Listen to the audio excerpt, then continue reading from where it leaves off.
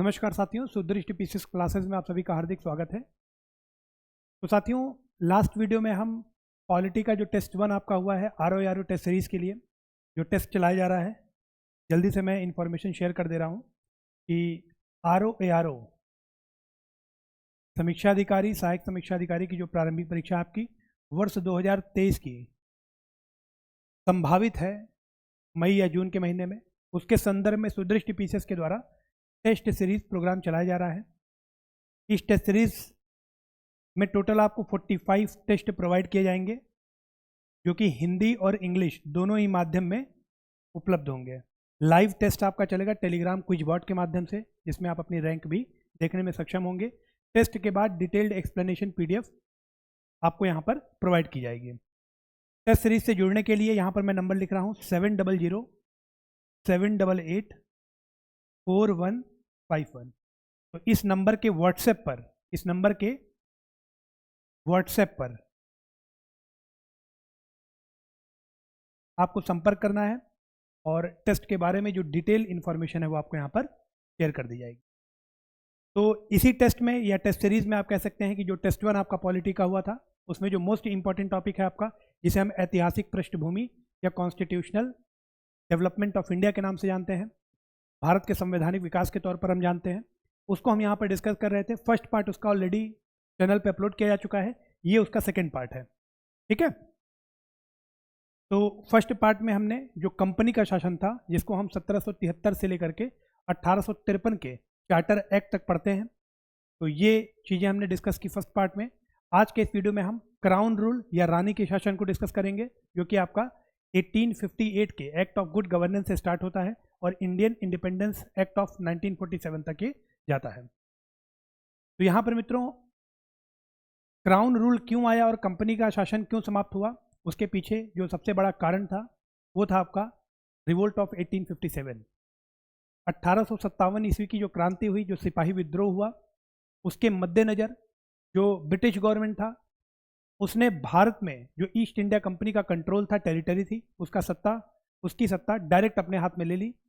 और आप कह सकते हैं कि 1857 के बाद जो भी एक्ट लाए गए उसे हम कहते हैं कि ये आपका ब्रिटिश पार्लियामेंट या क्राउन का डायरेक्ट रूल है भारत के अंतर्गत। अब यहाँ पर मित्रों 1858 में जो एक्ट आया उसे एक्ट ऑफ गुड गवर्नेंस के नाम से भी जाना जाता है। आप देखेंगे, अभी हम डिस्कस करेंगे कि 1858 से लेकर के जितने भी एक्ट आए हैं, जो ब्रिटिश गवर्नमेंट है उसकी जो स्पिरिट है भारत को एक्सप्लॉइट करने की, वो कहीं से चेंज नहीं होती है। पर 1858 के बाद से आप देखेंगे कि जो एडमिनिस्ट्रेटिव स्ट्रक्चर है, एडमिनिस्ट्रेटिव रिफॉर्म्स हम कह सकते हैं कि काफ़ी हद तक हमें देखने को मिलता है। तो इन्हीं चीज़ों पे आइए चर्चा करेंगे, टू द पॉइंट, जो एग्जाम में आपके आने के लिए अति संभावित फैक्ट्स हैं उनको यहाँ पर हम डिस्कस करने वाले हैं। तो चलिए प्रारंभ करते हैं। तो ये स्लाइड आपने कल भी देखी थी कि कंपनी रूल जो है ये आपका 1773 से लेकर के 1858 तक चलता है। ठीक है, और क्राउन रूल आपका कह सकते हैं कि 1858 से 1947 तक है, after the first war of independence of 1857। तो यहाँ पर मित्रों जो पहला एक्ट आता है क्राउन रूल में, उसको हम कहते हैं गवर्नमेंट ऑफ इंडिया एक्ट 1858। इसको एक्ट ऑफ गुड गवर्नेंस के नाम से भी जाना जाता है। Act of good governance, act of good governance. यहां पर मित्रों जो सबसे महत्वपूर्ण बात यह है कि अब जो ईस्ट इंडिया कंपनी है वो कोई कॉमर्शियल बॉडी नहीं है। आपको पता है कि ईस्ट इंडिया कंपनी अब पूरी तरह से एक एडमिनिस्ट्रेटिव बॉडी हो गई है, एक टेरिटोरियल पावर हो गई है। क्यों? क्योंकि उसके पास 1765 में आपने देखा कि बंगाल, बिहार और उड़ीसा के दीवानी राइट्स आ गए हैं। तो हम कह सकते हैं कि इस एक्ट का जो सबसे इंपॉर्टेंट प्रोविजन था वो क्या था कि इसने ईस्ट इंडिया कंपनी को एबॉलिश कर दिया। क्यों? क्योंकि अब जो भारत है या इससे पहले के जो एक्ट हैं उसमें ईस्ट इंडिया कंपनी के द्वारा जो भी क्षेत्र भारत के अंतर्गत अधिग्रहित किए गए हैं उसको अब ब्रिटिश गवर्नमेंट अपनी संपत्ति या अपने उपनिवेश के रूप में जानता है। ठीक है, तो ईस्ट इंडिया कंपनी का कोई मतलब नहीं है। यहां पर जो ईस्ट इंडिया कंपनी है उसको एबॉलिश कर दिया जाता है। आपको पता है कि इससे पहले 1857 का जो रिवोल्ट होता है या उससे पहले अन्य जो विद्रोह होते हैं, उसके आधार पर जो गवर्नर जनरल टर्म था, इससे जो भारतीय हैं वो काफ़ी घृणा करने लगे हैं। गवर्नर जनरल टर्म को एसोसिएट किया जाने लगा भारत की एट्रोसिटीज से, भारत के एक्सप्लॉयटेशन से, या फिर जो उनका आर्बिट्रेरी नेचर में काम करने का तरीका था, मनमाने तरीके से, है ना, जो शोषण था भारतीयों का, वो कहीं ना कहीं उसको संदर्भित करने लगा है। तो इसलिए ब्रिटिश गवर्नमेंट के द्वारा अब जो गवर्नर जनरल शब्द है इसको बदल दिया गया वायसराय से। इससे पहले जो एक्ट है हमने देखा कि भारत के एक गवर्नर जनरल हुआ करते थे, लेकिन जो गवर्नर जनरल टर्म है यहाँ के लोग काफ़ी घृणा करने लगे, जिसके कारण इतना बड़ा रिवोल्ट भी हुआ 1857 का। इसीलिए जो गवर्नर जनरल टर्म है उसको बदल दिया गया वायसराय से। अब वायसराय गवर्नर जनरल की जो प्रकृति है वो बिल्कुल एक समान है, उसमें कोई डिफरेंस नहीं है, केवल गवर्नर जनरल टर्म को हटा दिया गया और ये भारतीयों को दिखाने का प्रयास किया गया कि ब्रिटिश गवर्नमेंट के द्वारा अब एक अच्छा एक्ट लाया जा रहा है, जो गवर्नर जनरल थे उनको हटाया जा रहा है, हालांकि जो गवर्नर जनरल थे वही आपके वायसराय थे।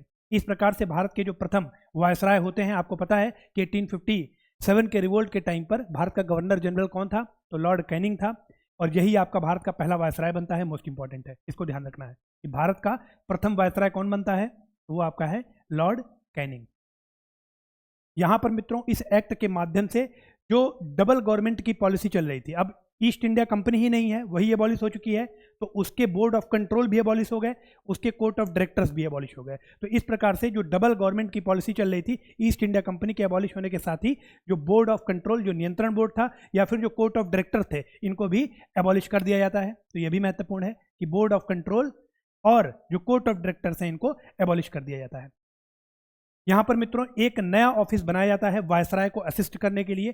ठीक उसी तरह सारी चीजें चल रही हैं, गवर्नर जनरल को असिस्ट करने के लिए उनकी काउंसिल थी, अब वायसराय को असिस्ट करने के लिए काउंसिल बनाई जाती है 15 मेंबर्स की, जिसको आप कह सकते हैं वायसराय के अलावा एक नया ऑफिस बनाया जाता है जिसको secretary of state for India कहा जाता है, और इनको असिस्ट करने के लिए एक काउंसिल बना दिया जाता है 15 मेंबर का। तो मतलब इसमें क्या क्या नए बदलाव हुए हैं, जो गवर्नर जनरल टर्म है उसको वायसराय से बदल दिया जाता है। भारत के प्रशासन को देखने के लिए secretary of state for India एक नया पद का सृजन किया जाता है, और secretary of state for India या भारत सचिव को सहायता करने के लिए 15 मेंबर की एक काउंसिल बनाई जाती है। आप देखेंगे कि ये जो काउंसिल यहाँ पर बनी है ये फाइनली एबॉलिश कब होती है, तो ये काउंसिल एबॉलिश होती है गवर्नमेंट ऑफ इंडिया एक्ट 1935 के द्वारा। इस काउंसिल को एबॉलिश किया जाता है। हम आगे चल करके इसको देखने वाले हैं। तो ये कुछ महत्वपूर्ण बात थी एग्जाम पॉइंट ऑफ व्यू से। इसके बाद मित्रों जो अगला एक्ट है हमारा वो है इंडिया काउंसिल एक्ट ऑफ 1861। 1857 के रिवोल्ट के बाद, 1857 ईस्वी की क्रांति के बाद आप देखेंगे कि जो ब्रिटिश गवर्नमेंट है उसको एक बात समझ में आती है कि भारत के प्रशासन में भारतीयों को इन्वॉल्व करना या उनका इन्वॉल्वमेंट बहुत ही अनिवार्य है ना। अगर फ्रस्ट्रेशन जो लेवल है उसको कम करना है भारतीयों के, तो जो भारत का प्रशासन है उसमें हम भारतीयों को भी इन्वॉल्व करें। इसी उद्देश्य से India council act of 1861 British government के द्वारा पास किया गया। इस एक्ट की खास बात क्या थी, आप देखेंगे कि जो विधान परिषद था, है ना, जो लेजिस्लेटिव काउंसिल है, लेजिस्लेटिव काउंसिल में 3 भारतीय सदस्यों को नामित किया जाता है, मतलब association of Indians in law making process. तो 3 भारतीय सदस्यों को यहाँ पर शामिल किया जाता है, जिसमें भारत बनारस के राजा, पटियाला के महाराजा और सर दिनकर राव, ये 3 लोग शामिल हैं। ध्यान दीजिएगा ये विधान परिषद है ना, लेजिस्लेटिव काउंसिल में इंडियंस को शामिल करने की बात की जा रही है। जो एग्जीक्यूटिव काउंसिल थी, जो कार्यकारी परिषद थी वायसराय की, उसमें सबसे पहले जो भारतीय शामिल हुए थे उनका नाम क्या था, तो सत्येंद्र नाथ सिन्हा। ठीक है, उनके बारे में भी हम आगे बात करेंगे। यहाँ पर मित्रों आप देखेंगे कि 1861 के इंडिया काउंसिल एक्ट के माध्यम से कहीं ना कहीं विकेंद्रीकरण की नीति को फॉलो किया जा रहा है या इसका अनुसरण किया जा रहा है। इससे पहले हमने 1833 का चार्टर एक्ट पढ़ा था। 1833 के चार्टर एक्ट में आप देखेंगे कि जो बंगाल का गवर्नर जनरल था उसको भारत का गवर्नर जनरल बना दिया जाता है और अन्य सभी प्रांतों के गवर्नर्स को उसके अधीन कर दिया जाता है। तो कहीं ना कहीं वहाँ पर जो केंद्रीकरण की नीति थी वो चरम पे थी। लेकिन उसके बाद 1857 के रिवोल्ट के बाद अब कहीं ना कहीं जितने भी एक्ट्स आएंगे उसमें हम देखेंगे कि विकेंद्रीकरण की नीति को फॉलो किया जा रहा है, मतलब प्रांतों को केंद्र के नियंत्रण से धीरे धीरे मुक्त किया जा रहा है। तो यहाँ पर मित्रों जो बॉम्बे और मद्रास के गवर्नर्स हैं उनके लेजिस्लेटिव पावर्स को या उनकी जो विधायी शक्तियाँ हैं उनको पुनः जीवित कर दिया जाता है इंडिया काउंसिल एक्ट ऑफ 1861 के माध्यम से। इसके बाद जो नए लेजिस्लेटिव काउंसिल या विधान परिषद बनाए जाते हैं under the process of decentralisation या विकेंद्रीकरण की नीति के तहत, वो कौन कौन से हैं, तो आप देखेंगे बंगाल में 1862 में लेजिस्लेटिव काउंसिल या विधान परिषद बनाई जाती है, नॉर्थ वेस्टर्न प्रोविंस में 1886 में और पंजाब में 1897 में। ठीक है, यहाँ पर दो बहुत ही महत्वपूर्ण provision India council act of 1861 में इंट्रोड्यूस किए जाते हैं। एक है आपका पोर्टफोलियो सिस्टम और दूसरा है वायसराय का ordinance making power. Star marker है, कई बार ये परीक्षा में पूछा गया है। पोर्टफोलियो प्रणाली जो है इसको 1861 के इंडिया काउंसिल एक्ट के माध्यम से इंट्रोड्यूस किया जाता है। पोर्टफोलियो प्रणाली आपको आज भी जो हमारी विधायिका है उसमें आपको देखने को मिलेगी।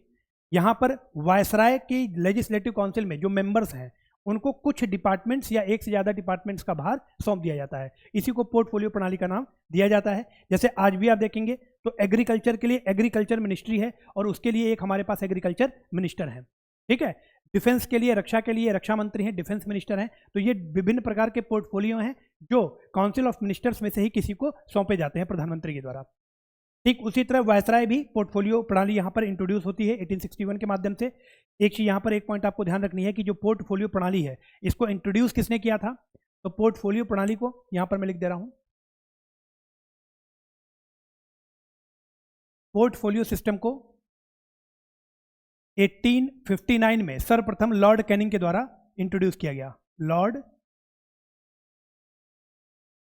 कैनिंग के द्वारा इसे इंट्रोड्यूस किया गया था और 1861 के माध्यम से इसको लेजिटिमेट बना दिया गया। ठीक है, इसके बाद मित्रों यहां पर जो अगला है वो है आपका ऑर्डिनेंस मेकिंग पावर। वायसराय को 1861 के काउंसिल एक्ट के माध्यम से अध्यादेश जारी करने की शक्ति प्रदान की गई। ऑर्डिनेंस मेकिंग पावर का क्या मतलब हो गया, अध्यादेश।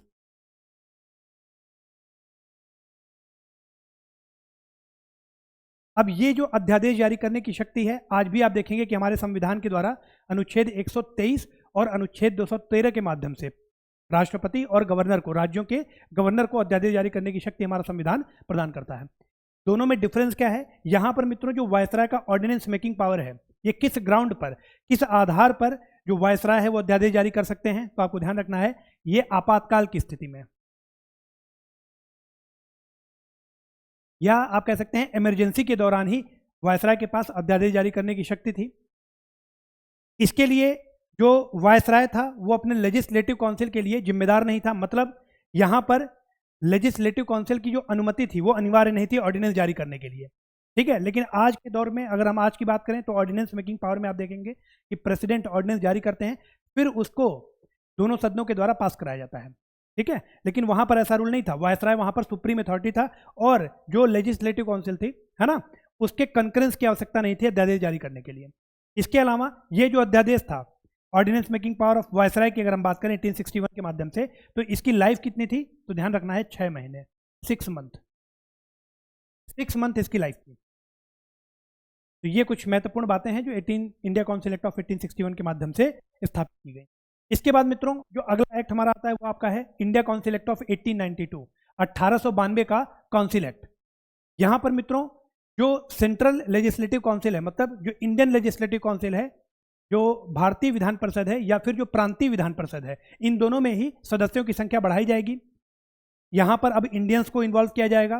ठीक है, क्योंकि 1861 के काउंसिल एक्ट में ही हमने देखा कि अब कहीं ना कहीं भारतीयों का सहयोग भारत के प्रशासन में ब्रिटिश सरकार यहां पर इंट्रोड्यूस कर रही है 1861 के माध्यम से association of Indians in law making process for Indian administration. तो यहां पर मित्रों ध्यान रखना है कि इंडिया काउंसिल एक्ट ऑफ 1892 के माध्यम से इन दोनों जगहों पर प्रांतीय विधान परिषद और जो केंद्रीय विधान परिषद है, दोनों में ही सदस्यों की संख्या बढ़ाई गई, लेकिन अभी भी जो मेजोरिटी है वो कैसी है, ऑफिशियल मेजोरिटी है। ऑफिशियल मेजोरिटी का मतलब हो गया कि अभी भी जो ब्रिटिश मेंबर है वो ज़्यादा है।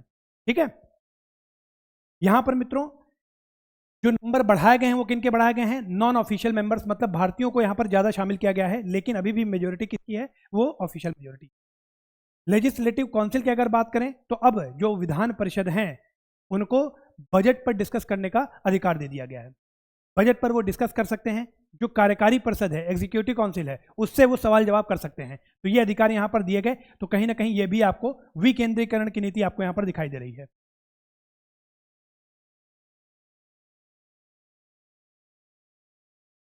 ठीक है, इसके अलावा एक महत्वपूर्ण पॉइंट यह है कि जो पहला बजट पेश किया गया था, जो पहला बजट इंट्रोड्यूस किया गया था, किसके द्वारा किया गया था, तो वायसराय की एग्जीक्यूटिव काउंसिल के एक स्पेशल मेंबर थे जिनका नाम था जेम्स विल्सन।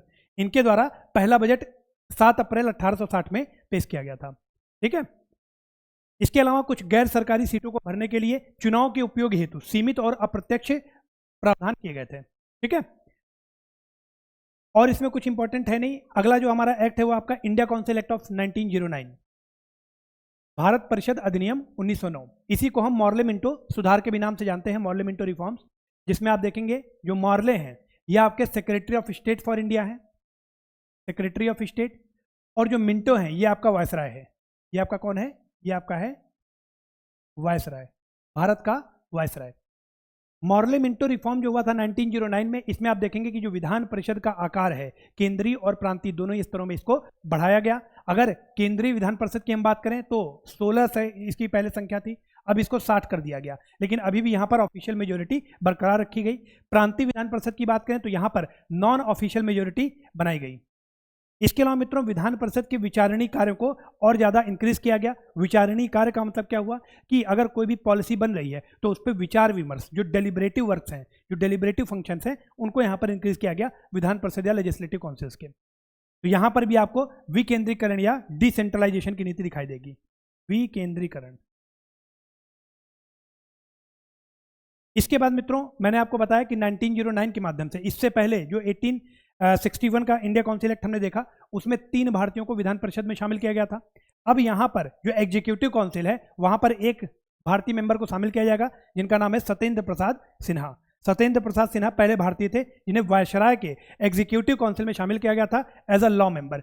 विधि सदस्य के तौर पर इन्हें वायसराय के एग्जीक्यूटिव काउंसिल या कार्यकारी परिषद में शामिल किया गया था सत्येंद्र प्रसाद सिन्हा को। इसके अलावा जो मोस्ट इंपॉर्टेंट प्रोविजन है 1909 के इंडिया काउंसिल एक्ट का, जिसको हम सभी जानते हैं कि यहाँ पर मुस्लिम को या मुस्लिम वर्ग को पृथक निर्वाचक मंडल या सेपरेट इलेक्टोरेट प्रोवाइड कर दिया गया था, प्रदान कर दिया गया था। तो कहीं ना कहीं इंडिया काउंसिल एक्ट ऑफ 1909 जो है आप देखेंगे ये रूट है, या फिर आप कह सकते हैं यहीं से कम्युनल रिप्रेजेंटेशन इंडियन पॉलिटी में स्टार्ट हुआ। कम्युनल रिप्रेजेंटेशन का मतलब हुआ कि जो सांप्रदायिक प्रतिनिधित्व की प्रणाली है वो आप देखेंगे इंडिया काउंसिल एक्ट ऑफ 1909 की ही देन है, यहीं से स्टार्ट होता है। इसके बाद जो 1919 का एक्ट आता है यहाँ पर जो कम्युनल रिप्रेजेंटेशन है उसको और बढ़ा दिया जाता है। पहले मुसलमानों को दिया गया है 1909 में, 1919 में हम देखेंगे कि अन्य जो समुदाय हैं जैसे इंडियन क्रिश्चियन हो गए, एंग्लो इंडियंस हो गए, पारसी हो गए, इन सभी को सेपरेट इलेक्टोरेट प्रोवाइड कर दिया जाएगा ब्रिटिश गवर्नमेंट के द्वारा। ठीक है। तो अगला जो हमारा एक्ट वो आपका है government of India act of 1919।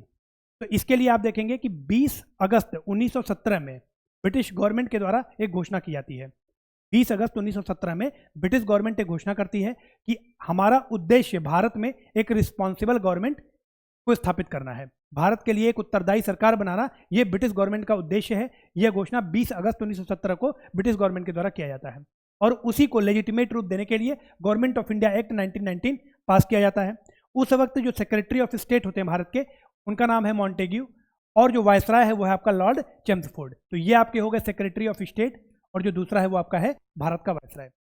यहाँ पर मित्रों आप देखेंगे कि हस्तांतरण के नियम का पालन किया जाता है, मतलब जो डिवोल्यूशन लॉ है उसको हम फॉलो करते हैं। अब यहाँ पर जो विधान बनाने के विषय हैं उनको 2 पार्ट में डिवाइड किया जाएगा। कुछ पार्ट आपका केंद्र के लिए संरक्षित किया जाएगा और कुछ पार्ट प्रांतों के लिए संरक्षित किया जाएगा। मतलब जो थ्योरी ऑफ डिसेंट्रलाइजेशन है वो प्रत्यक्ष रूप से यहाँ पर दिखाई पड़ती है। अब यहाँ पर जो प्रशासन के विषय हैं मैंने आपको बताया कि 2 कैटेगरी में डिवाइड किया जाएगा, केंद्रीय सूची बनाई जाएगी और प्रांतीय सूची बनाई जाएगी। ठीक है। यहाँ पर जो प्रांतीय सूची बनाई गई है इसको फर्दर 2 पार्ट में डिवाइड किया जाता है। कुछ पार्ट्स आप कह सकते हैं हस्तांतरित होते हैं, कुछ विषय हस्तांतरित सूची में रखे जाते हैं और कुछ विषय आपके आरक्षित सूची में रखे जाते हैं, जिनको हम ट्रांसफर्ड और रिजर्व्ड लिस्ट के तौर पर जानते हैं। और इसी स्ट्रक्चर को प्रांतों में जो इस प्रकार के दो सूचियां बनाई गई हैं, इसी गवर्नमेंट स्ट्रक्चर को डबल गवर्नमेंट का नाम देते हैं। ठीक है, या इसी को हम द्वैध शासन या डायरकी का नाम देते हैं। अब यहाँ पर मित्रों जो ट्रांसफर्ड लिस्ट में सब्जेक्ट्स हैं और जो रिजर्व लिस्ट में सब्जेक्ट हैं, इनमें डिफरेंस क्या है कि ट्रांसफर्ड लिस्ट में जो भी सब्जेक्ट लिखे होंगे उनको एडमिनिस्टर करने का अथॉरिटी किसके पास है? गवर्नर जनरल के पास है। लेकिन यहाँ पर जो गवर्नर जनरल है वो अपने लेजिस्लेटिव काउंसिल या विधान परिषद के लिए रिस्पॉन्सिबल होगा, उत्तरदायी होगा। मतलब जो गवर्नर जनरल या वायसराय आप कह लें कि वायसराय की जो लेजिस्लेटिव काउंसिल है, विधान परिषद है, उसके सहमति से या आप कह सकते हैं उसके सुझाव पर गवर्नर जनरल इन विषयों को एडमिनिस्टर करेगा जो ट्रांसफर्ड लिस्ट में रखे होंगे। इसी के विपरीत अगर रिजर्व लिस्ट की बात करें तो यहाँ पर जो भी विषय रखे जाएंगे उनके ऊपर सोल अथॉरिटी किसकी होगी, गवर्नर जनरल ऑफ या इंडिया या फिर वायसराय ऑफ इंडिया की। ठीक है, अब कौन कौन से विषय रखे गए थे, तो अगर ट्रांसफर्ड की हम बात करें तो आप देखेंगे कि जो जनरल एडमिनिस्ट्रेशन के सब्जेक्ट हैं, जैसे कि आपका एजुकेशन हो गया, एग्रीकल्चर हो गया, लोकल सेल्फ गवर्नमेंट हो गया, ठीक है, education, agriculture, local self government, ये सभी मुद्दे कहाँ पर रखे जाएंगे, ये सभी आपके ट्रांसफर्ड लिस्ट में रखे जाएंगे। रिजर्व लिस्ट की बात करें तो यहाँ पर ऐसे मुद्दे रखे गए जिनसे भारत का प्रशासन सीधे तौर पर प्रभावित होता है, जैसे कि आपका पुलिस हो गया, उसके बाद आप कह सकते हैं एडमिनिस्ट्रेशन ऑफ जस्टिस, न्याय का प्रशासन, एडमिनिस्ट्रेशन ऑफ जस्टिस, न्याय का प्रशासन हो गया। इसके अलावा फाइनेंस या फिर लैंड रेवेन्यू, भूमि राजस्व, तो ये सभी मुद्दे रिजर्व लिस्ट में रखे गए और इन सभी को एडमिनिस्टर करने का सोल अथॉरिटी किसके पास था, वो आपका था वायसराय के पास। यहां पर मित्रों पहली बार जो सेंट्रल लेजिस्लेटिव असेंबली है, जो केंद्रीय विधान परिषद है या इंडियन लेजिस्लेटिव असेंबली है, वहां पर पहली बार द्विसदनीयता या बाई कैमलिज्म को इंट्रोड्यूस किया गया। मतलब वहां पर दो हाउस बनाए गए, लोअर हाउस और अपर हाउस, जो आज भी आपको देखने को मिलते हैं पार्लियामेंट के स्ट्रक्चर में, ठीक है, लोकसभा और राज्यसभा के रूप में। तो ये आप कह सकते हैं कि 1919 का जो एक्ट था, इसने केंद्र में बाई कैमलिज्म को इंट्रोड्यूस किया, सेंटर में बाई कैमलिज्म को इंट्रोड्यूस किया। और अगर प्रांतों की बात की जाए तो यहां पर इसने डायरकी को इंट्रोड्यूस किया। तो कई बार ये परीक्षा में पूछा जाता है, ध्यान रखिएगा, 1919 के एक्ट में यहां पर लिख लेते हैं सेंटर और यहां पर लिख लेते हैं स्टेट, ठीक है। इसको आप देखिए, गवर्नमेंट ऑफ इंडिया एक्ट 1919, यहां पे आप लिख लो स्टेट और यहां पर लिख लो आप सेंटर। तो स्टेट को हम संदर्भित कर रहे हैं प्रोविंसेस से, प्रांतों से, तो यहां पर स्टेट में क्या इंट्रोड्यूस किया गया, डायरकी। डायरकी क्या है, प्रांतीय जो विषय थे उनको दो सूची में डिवाइड किया गया, ट्रांसफर्ड और रिजर्व्ड में, ये आपकी डायरकी है। सेंटर में यहां पर बाई कैमलिज्म को इंट्रोड्यूस किया गया या द्विसदनीयता, लोअर हाउस और अपर हाउस, ठीक है। इसी के विपरीत अगर हम गवर्नमेंट ऑफ इंडिया एक्ट 1935 की बात करें, गवर्नमेंट ऑफ इंडिया एक्ट अगर हम 1935 की बात करें तो यहां पर आप सेंटर और स्टेट लिख लें। यहां पर स्टेट में आप देखेंगे कि पहले जो डायरकी थी उसको एबॉलिश कर दिया जाता है ना। तो यहां पर स्टेट में डायरकी एबॉलिश हो जाती है और जो डायरकी है वो कहां पर इंट्रोड्यूस होती है, वो आपकी होती है सेंटर में। तो दोनों में से एक भी अगर आपको याद है तो ये दोनों ही आप करेक्ट करके आओगे, है ना। तो यहां पर ध्यान रखना है कि 1919 में जो डायरकी इंट्रोड्यूस होती है वो कहां पर होती है, वो स्टेट में या प्रांतों में इंट्रोड्यूस की जाती है। और जो 1935 का एक्ट है उसमें जो डायरकी है या जो द्वैध शासन है वो कहां पर इंट्रोड्यूस किया जाता है, वो आपका सेंटर में इंट्रोड्यूस किया जाता है। यहां पर मित्रों पहली बार आप देखेंगे 1919 में मैंने आपको बताया कि बाई कैमलिज्म और प्रत्यक्ष चुनाव की प्रणाली लाई गई है। यहां पर ये जो प्रत्यक्ष चुनाव है, ध्यान रखिएगा, ये यूनिवर्सल अडल्ट सफरेज के आधार पर नहीं है कि एक निश्चित आयु वर्ग के लोगों को मत देने का अधिकार दे दिया गया है, ऐसा नहीं है। यहां पर जो चुनाव या मताधिकार है वो सीमित, आप कह सकते हैं, फ्रेंचाइजी पर दिया गया है। मतलब कुछ लोग जिनके पास संपत्ति है, जो कर अदा करते हैं समय से, या अन्य जो क्वालिफिकेशन है उनके आधार पर यहां पर मताधिकार करने का अधिकार प्रदान किया गया है, ठीक है। इसके बाद जो 1919 में कुछ और इंपॉर्टेंट प्रावधान है, जैसे कि वायसराय की जो कार्यकारी परिषद है, जो एग्जीक्यूटिव काउंसिल है, उसमें टोटल 6 मेंबर हैं, 6 में से 3 को भारतीयों को शामिल किया गया, मतलब 6 में से 3 आपके भारतीय होंगे।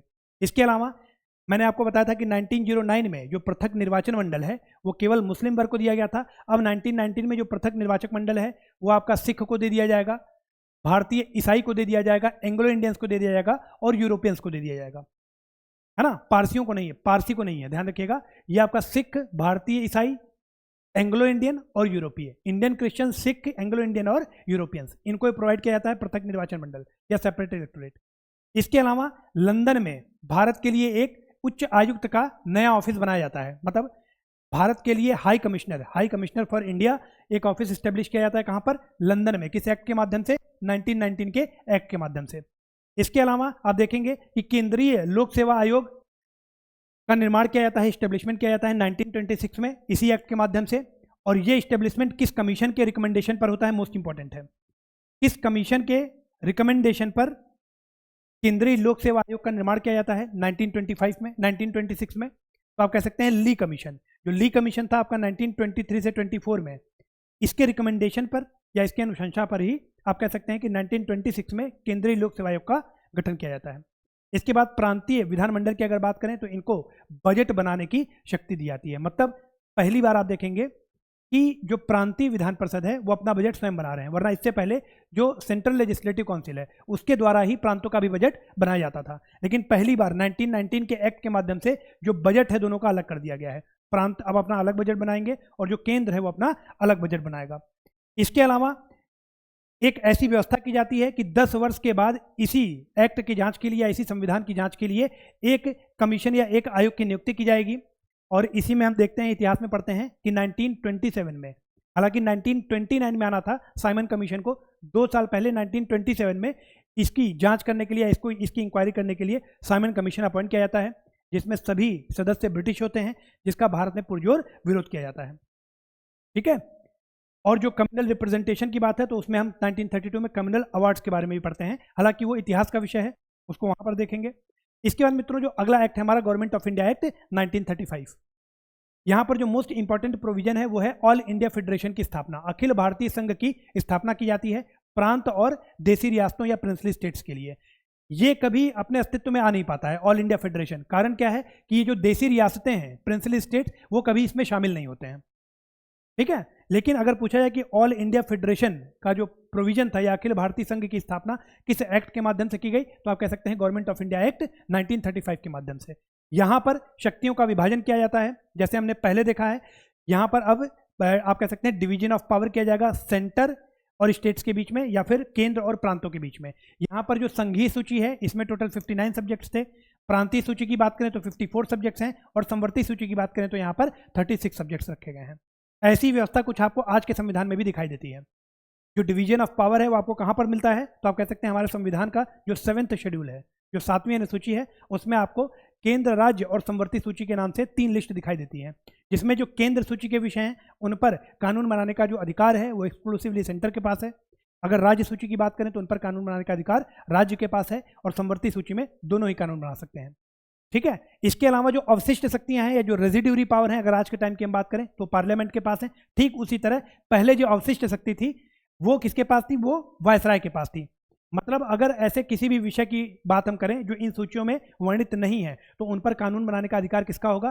कानून तो सभी बना सकते हैं, लेकिन अगर मान लो सेंटर और स्टेट दोनों ने कानून बना लिया तो किसका कानून वहां पर सर्वोपरि होगा, वो आपका सेंटर का होगा आज के टाइम पर। और उस टाइम पर अवशिष्ट शक्तियां किसके पास थी, वायसराय के पास थी। तो ये बहुत ही महत्वपूर्ण प्रावधान थे। आज के अगर संविधान की बात करें तो 7वां शेड्यूल आप ले लें या आर्टिकल 246 ले लें, अनुच्छेद 246, तो वहां पर आपको ये डिवीजन ऑफ पावर दिखाई देगा। इसके अलावा मित्रों प्रांतों में द्वैध शासन जो था उसको समाप्त कर दिया गया। मैंने बताया कि प्रांतों में द्वैध शासन 1919 के एक्ट के द्वारा इंट्रोड्यूस किया गया था। प्रांतों में द्वैध शासन को समाप्त कब किया गया, 1935 के एक्ट के माध्यम से। और ये जो द्वैध शासन था इसको कहां पर इंट्रोड्यूस किया गया, सेंटर में इंट्रोड्यूस किया गया या केंद्र में इंट्रोड्यूस किया गया। तो केंद्र में द्वैध शासन या डायरकी की शुरुआत होती है।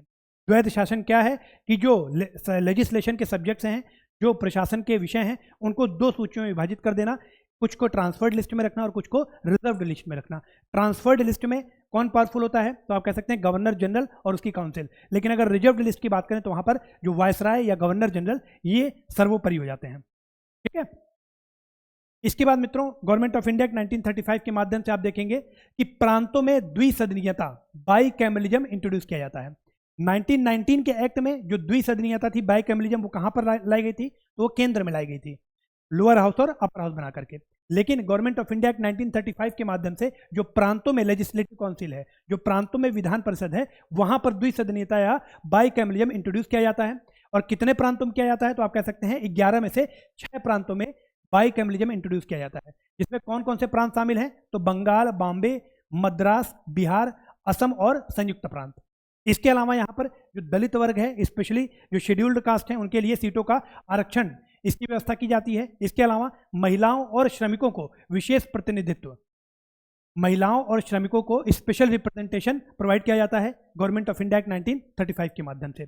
1858 की भारत परिषद की अगर हम बात करें, 1858 में जो इंडिया काउंसिल बनाई गई थी, अभी थोड़ी देर पहले मैंने आपको बताया था कि 1858 का जो एक्ट ऑफ गुड गवर्नेंस था, उसमें सेक्रेटरी ऑफ स्टेट के साथ 15 मेंबर की एक काउंसिल बनाई गई थी। उस काउंसिल को इस एक्ट के माध्यम से समाप्त कर दिया जाता है। तो 1858 की जो भारत परिषद थी उसको यहाँ पर समाप्त किया जाता है। इसके अलावा आप देखेंगे कि जो मताधिकार है इसको कुछ और ग्राउंड्स पर प्रोवाइड किया जाता है। मतलब जो फ्रेंचाइजी है पहले बहुत लिमिटेड थी, संपत्ति था, कर था या कुछ अन्य विषय थे। इसके अलावा अब यहाँ पर जो मताधिकार है या फिर आप कह सकते हैं कि जो फ्रेंचाइजी है ना, उसको थोड़ा बढ़ाया जाता है और कुल जनसंख्या का अब आप कह सकते हैं 14% वोट कर सकते हैं। तो यहाँ पर जो फ्रेंचाइजी है उसको स्प्रेड किया जाता है, थोड़ा सा बढ़ाया जाता है। इसके बाद मित्रों अगला जो हमारा इसी में गवर्नमेंट ऑफ इंडिया एक्ट 1935 में कुछ और प्रोविजंस हैं। जैसे 1 अप्रैल 1935 को आप देखेंगे भारतीय रिजर्व बैंक की स्थापना की जाती है। किस आयोग के रिकमेंडेशन पे की जाती है? मोस्ट इंपॉर्टेंट, जो Indian reserve bank of India है या फिर भारतीय रिजर्व बैंक है, इसको किस आयोग की अनुशंसा पर स्थापित किया जाता है? तो हिल्टन यंग आयोग, मोस्ट इंपॉर्टेंट है हिल्टन यंग आयोग। इसके अलावा जो पब्लिक सर्विस कमीशन है, जो लोक सेवा आयोग है, वो तीनों स्तर पर बनाए जाते हैं, संघीय, प्रांतीय और संयुक्त। ज्वाइंट पब्लिक सर्विस कमीशन भी बनाया जाता है, सेंट्रल पब्लिक सर्विस कमीशन की भी स्थापना की जाती है और जो प्रोविंशियल पब्लिक सर्विस कमीशन है उनकी भी स्थापना की जाती है, जिसके थ्रू आप पीसीएस की परीक्षा देते हैं। संघीय न्यायालय की बात करें तो इसकी स्थापना की जाती है 1937 में। बर्मा को भारत से अलग कर दिया जाता है, जिसे आज हम म्यांमार के रूप में जानते हैं, 1935 के एक्ट के माध्यम से। 2 नए प्रांत भी बनाए जाते हैं, उड़ीसा और सिंध। उड़ीसा और सिंध ये 2 नए प्रांत बनाए जाते हैं 1935 के एक्ट के माध्यम से। इसके अलावा मित्रों अल्पसंख्यकों के हितों की रक्षा के लिए यहाँ पर बहुत सारे स्पेशल प्रोविजन किए गए हैं 1935 के एक्ट में। संघीय रेलवे प्राधिकरण ये बनाया जाता है। इसके अलावा ऑडिटर जनरल ऑफ इंडिया या भारत के महालेखा परीक्षक की नियुक्ति की जाती है। तो ये कुछ बहुत ही महत्वपूर्ण प्रावधान है गवर्नमेंट ऑफ इंडिया एक्ट 1935 में। अब यहाँ पर आपसे प्रश्न पूछ दिया जाएगा कि उड़ीसा को किस एक्ट के माध्यम से नए प्रांत के रूप में शामिल किया गया था? तो गवर्नमेंट ऑफ इंडिया एक्ट 1935 के माध्यम से। भारत के महालेखा परीक्षक की जो पोस्ट है वो किस एक्ट के माध्यम से सृजित की गई थी? तो गवर्नमेंट ऑफ इंडिया एक्ट 1935 के माध्यम से। भारतीय रिजर्व बैंक की स्थापना किस आयोग के रिकमेंडेशन पर की गई थी? तो हिल्टन यंग आयोग के। ठीक है, तो ये सारे महत्वपूर्ण प्रावधान हैं जो आपको याद होने चाहिए। इसके बाद मित्रों अगला जो एक्ट है हमारा वो आखिरी एक्ट है गवर्नमेंट ऑफ इंडिया एक्ट 1947। तो यहां पर आप देखें, आप कह सकते हैं कि 20 फरवरी 1947, ठीक है, 20 फरवरी 1947 का दिन है जब क्लीमेंट एटली ब्रिटिश प्राइमर होता है, ब्रिटेन का प्रधानमंत्री होता है। क्लीमेंट एटली के द्वारा ऐसी घोषणा की जाती है कि 30 जून 1948 30 जून 1948 तक भारत में ब्रिटिश शासन समाप्त हो जाएगा। अब इस घोषणा के परिणाम स्वरूप आप देखेंगे कि बहुत सारा विरोध होता है। क्यों? क्योंकि इसी टाइम पर जो मुस्लिम लीग है वो एक सेपरेट नेशन की मांग कर रहा है। तो आप देखेंगे कि एक डेट है 3 जून 1947। 3 जून 1947 को ब्रिटिश गवर्नमेंट के द्वारा एक और घोषणा की जाती है और ये कहा जाता है कि भारत के जो हिस्से संविधान सभा के द्वारा बनाए गए संविधान को नहीं मानेंगे उनके ऊपर वो जबरदस्ती थोपा नहीं जाएगा। उसी के परिणाम स्वरूप 3 जून 1947 को ही जो भारत का वायसराय था माउंटबेटन, उसने पार्टीशन प्लान इंट्रोड्यूस किया। भारत के विभाजन का जो प्लान था वो इंट्रोड्यूस किया, जिसको माउंटबेटन प्लान के रूप में भी हम जानते हैं। उस प्लान को कांग्रेस और मुस्लिम लीग दोनों के द्वारा मान लिया गया और आप देखेंगे कि गवर्नमेंट ऑफ इंडिया एक्ट 1947 के माध्यम से इसको लेजिटिमेट रूप दिया गया। गवर्नमेंट ऑफ इंडिया एक्ट 1947 की बात करें तो आप यहां पर देखेंगे कि 4 जुलाई 1947 को इंडियन इंडिपेंडेंस एक्ट जो है या इंडियन इंडिपेंडेंस बिल जो है वो पार्लियामेंट में, ब्रिटिश पार्लियामेंट में पेश किया जाता है। 18 जुलाई 1947 को इसको रॉयल एसेंट मिल जाता है और फाइनली 15 अगस्त 1947 को इंडियन इंडिपेंडेंस एक्ट 1947 हमारा इन्फोर्स हो जाता है। तो ये इसकी कहानी थी। बाकी इसमें कोई बहुत ही विशेष बातें नहीं है। आप देखेंगे कि भारत में ब्रिटिश रूल समाप्त हो जाता है। इसके अलावा जो इंडिया है 15 अगस्त 1947 से इसे सॉवरिन और इंडिपेंडेंट कंट्री या स्टेट घोषित कर दिया जाता है ना। यहाँ पर भारत का पार्टीशन होता है, 2 डोमिनियन बनते हैं, इंडिया और पाकिस्तान। दोनों ही इंडिपेंडेंट होते हैं, दोनों ही मुक्त होते हैं आप कह सकते हैं ब्रिटिश कॉलोनिज्म से। इसके अलावा जो वायसराय का ऑफिस था, सेक्रेटरी ऑफ स्टेट का ऑफिस था, ये सभी एबॉलिश कर दिया जाता है और गवर्नर जनरल जो है ना, governor general appointed by British king on advice of dominion cabinet, मतलब भारत की जो कैबिनेट है उसके सुझाव पर ही ब्रिटिश किंग के द्वारा यहाँ पर गवर्नर जनरल अपॉइंट किए जाते हैं। और इस प्रकार से जो पहले गवर्नर जनरल बनते हैं इंडिपेंडेंट इंडिया के, वो कौन है? तो आप कह सकते हैं माउंटबेटन। माउंटबेटन पहले गवर्नर जनरल बनते हैं। उनके द्वारा जो पहले प्रधानमंत्री नियुक्त किए जाते हैं वो आपके हैं पंडित जवाहरलाल नेहरू। तो ये आपकी कहानी थी, ऐतिहासिक पृष्ठभूमि थी, है ना। ये आप कह सकते हैं भारत के संवैधानिक विकास के लिए जितनी भी महत्वपूर्ण बातें थी एग्जाम पॉइंट ऑफ व्यू से, वो आज हमने यहाँ पर डिस्कस कर लिया है। इसके बाद आप देखेंगे कि टेस्ट 1 का जो हमारा अगला टॉपिक था वो था आपका making of the constitution of India. तो अब हम यहाँ पर कॉन्स्टिट्यूएंट असेंबली की बात करेंगे, 1946 में बनी थी, कैबिनेट मिशन प्लान के तहत बनी थी। तो उसके बाद वहाँ से हम कहानी अपनी स्टार्ट करेंगे नेक्स्ट वीडियो से। अगर वीडियो आपको अच्छी लग रही हो तो वीडियो को लाइक और शेयर जरूर करें। इसके ऊपर जो टेस्ट हैं वो आपको कहाँ पर प्राप्त होंगे? तो आप कह सकते हैं टेस्ट के लिए आप हमारी टेस्ट सीरीज ज्वाइन कर सकते हैं जो कि सुदृष्टि पीसीएस के द्वारा चलाई जा रही है। टेस्ट सीरीज से जुड़ने के लिए इस नंबर पर आप व्हाट्सएप पर संपर्क कर सकते हैं 7007884151। इस नंबर के व्हाट्सएप पर आप संपर्क करें और टेस्ट सीरीज के बारे में आपको डिटेल इन्फॉर्मेशन वहाँ पर प्रोवाइड कर दी जाएगी। Thank you so much.